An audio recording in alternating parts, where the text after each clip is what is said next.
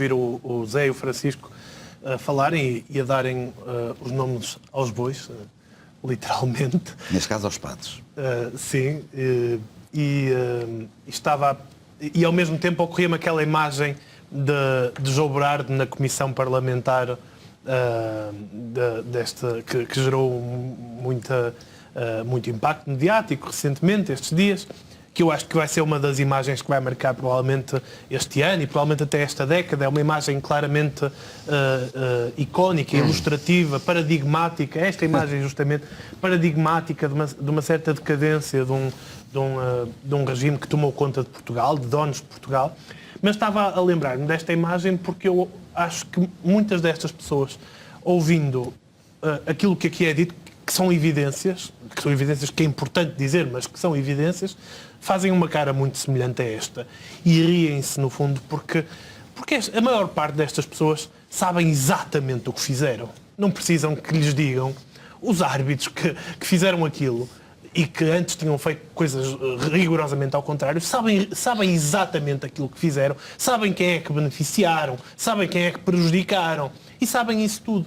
Porque o problema é que estas personagens, os Pinheiros, os Godinhos, os Miguéis, estas personagens, isto são peões. Neste sistema de poder, estes são peões. Estes vão embora e vêm outros. Descartáveis, exatamente. E antes destes houve outros.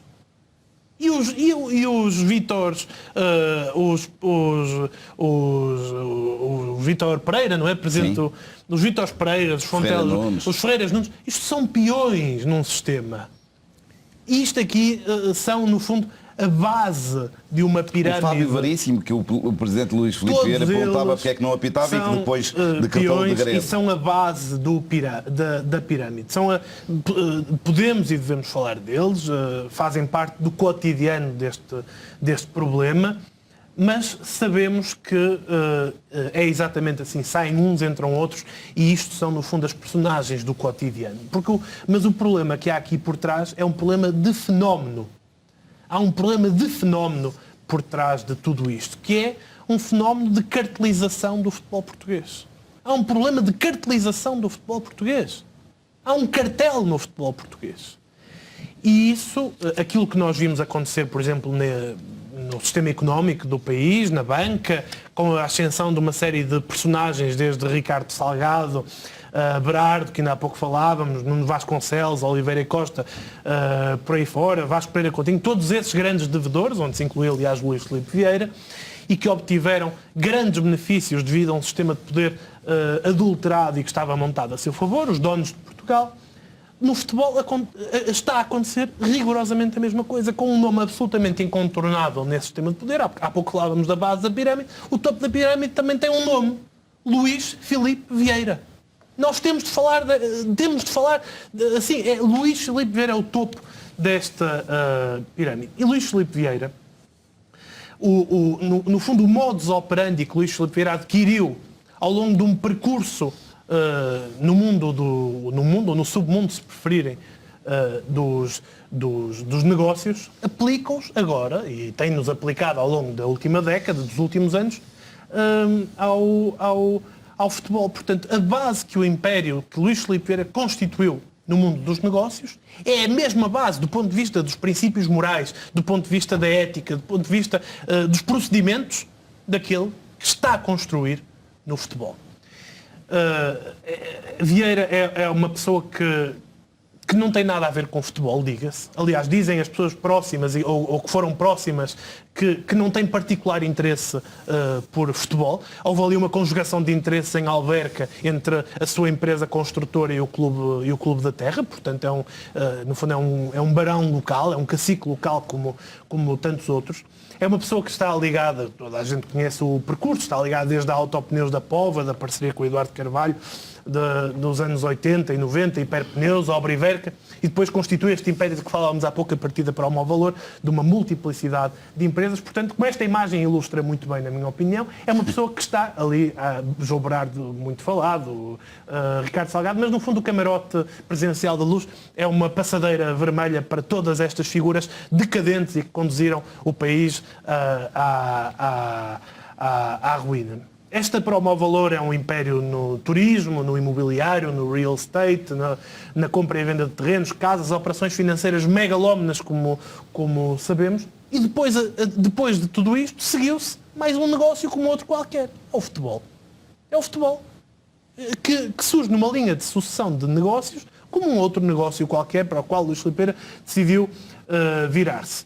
O que é que o atraiu? Atraiu o poder social, claramente, que é evidente, é indiscutível, do Benfica. E há dias ouvimos no programa do José Gomes Ferreira, na SIC, os negócios da semana, julgo eu, jornalista, ali naquele espaço, na qualidade de analista, a dizer que se compreendia a não execução de Luís Filipe Vieira enquanto um dos principais devedores da banca, porque era o presidente do Benfica, e isso resultava num poder social muito grande. É o dinheiro, é o capitalismo, são os fundos de investimento e é tudo aquilo que o futebol trouxe nos últimos anos. E traz consigo um lastro, que é um lastro muito claro. De acesso fácil ao crédito, de dívidas a bancos, são os 400 milhões ao novo banco, 24,5 à Caixa de Depósito e outras coisas que nós nem imaginamos. A história do roubo do caminhão, o primeiro crime conhecido de Luís Filipe Vieira, pelo qual foi condenado, mas também as investigações por burla qualificada, falsificação de documentos, branqueamento de capitais, no valor de 23 milhões de euros ao BPN, em que é erguido e ainda é investigado. As suspeitas e as investigações em torno da corrupção de juízes em processos fiscais, utilizando o Benfica para benefício das suas próprias empresas de negócios.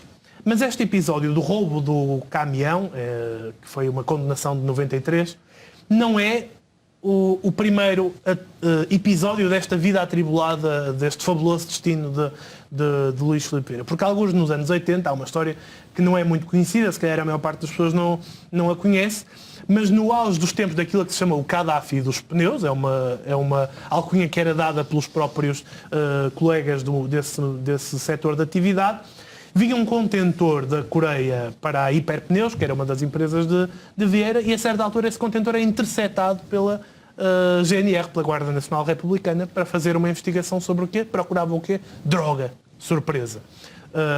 Não sei como é que isso ficou na altura, mas há também uma outra história de 85, 86, meados dos anos 80, em que Vieira é mandado parar numa operação stop, e a conduzir no seu próprio carro, e é mandado parar numa operação stop. Eu acho que estas histórias são importantes e devemos valorizá-las cada vez mais, puxá-las para o presente, para percebermos e para representarmos o tipo de personagem que aqui está. Pedem-lhe para sair do carro e diz Vieira, relata o próprio, que foi um dos dias mais negros da vida dele.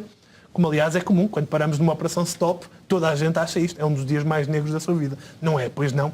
Mas porquê que para Vieira foi ao contrário daquilo que é normal para as pessoas? Diz o próprio, porque teve medo que lhe apanhassem droga no seu próprio carro. Aliás, quem nunca parou numa operação stop e imediatamente ficou cheio de medo de que encontrassem droga no seu próprio carro. É uma coisa que acontece, aliás, a qualquer cidadão. Vamos ver as imagens de Luís Filipe Vieira a referir-se a este caso. Houve um dia que devia ter sido dos piores dias da minha vida. E que foi o tal da Operação Stop? Foi.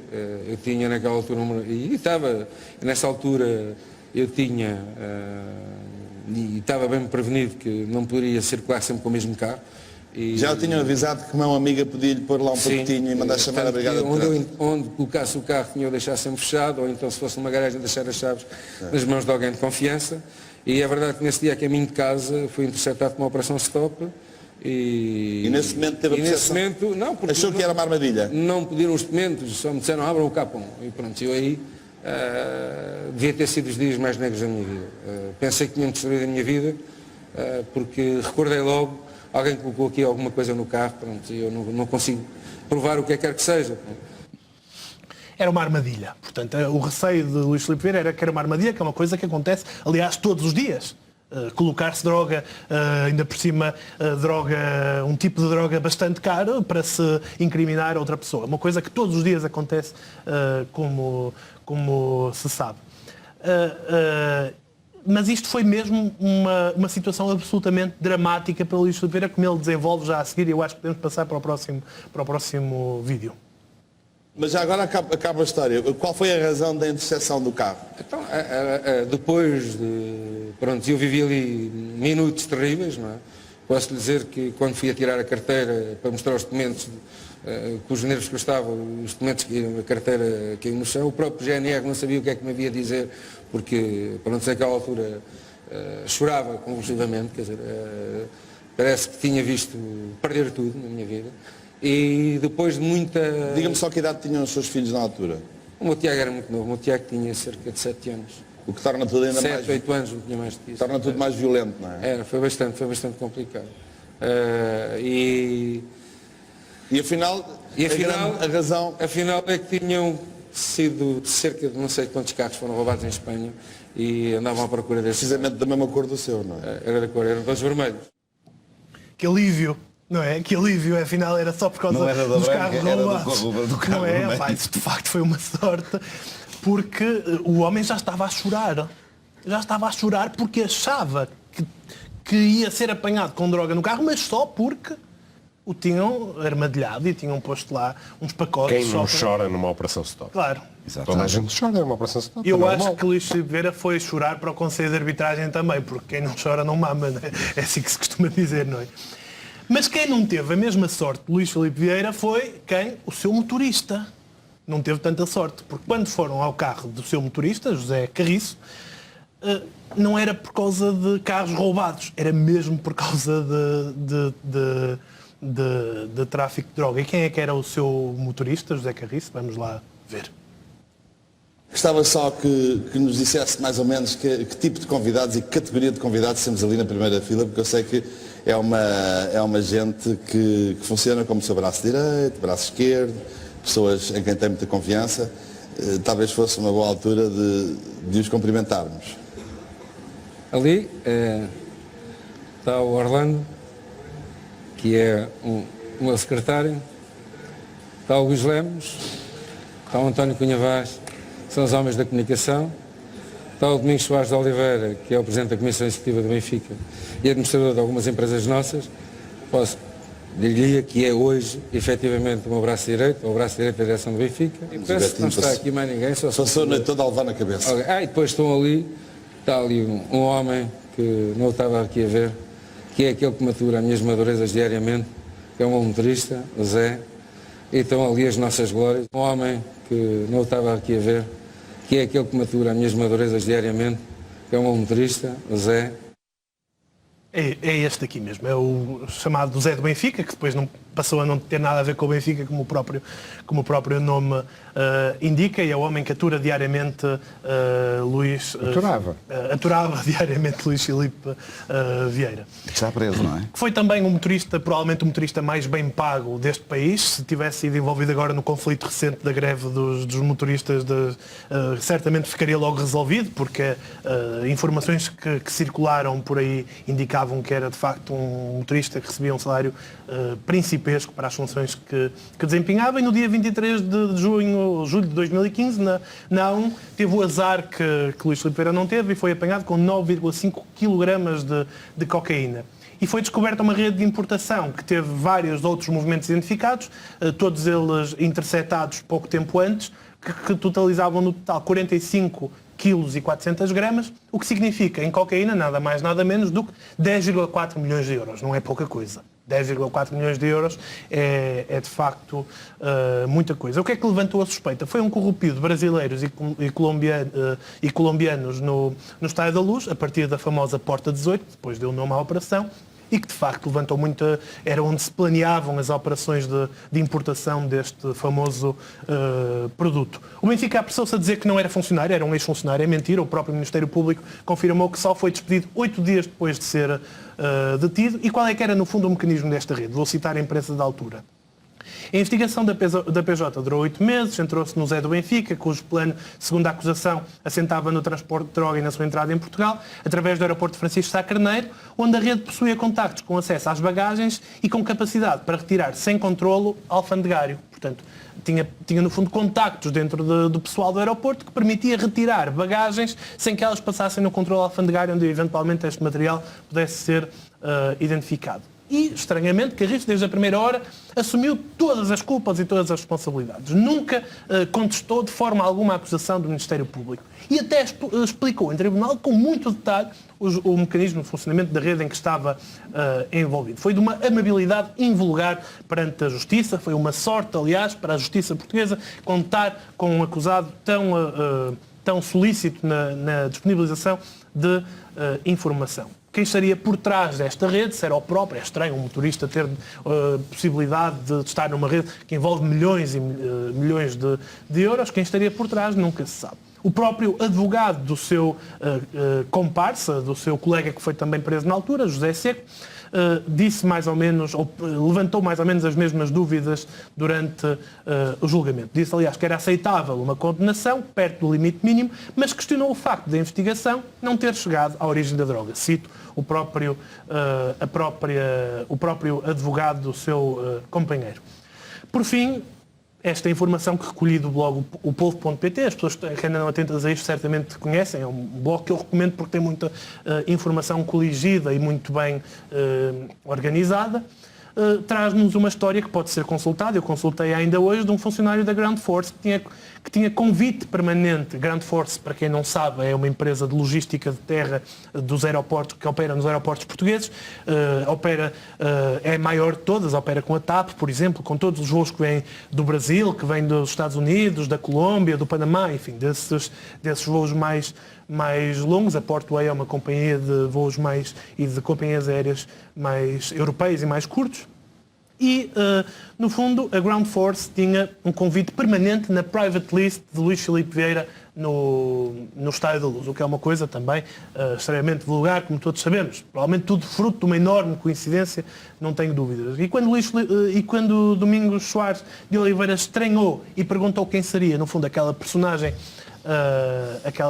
estranha que aparecia ali no meio daqueles convites, remeteu para José Carriço para dar mais explicações. Portanto, é esta a história que eu trazia hoje. Provavelmente no futuro vamos conhecer outras histórias e trazer outras imagens de arquivo.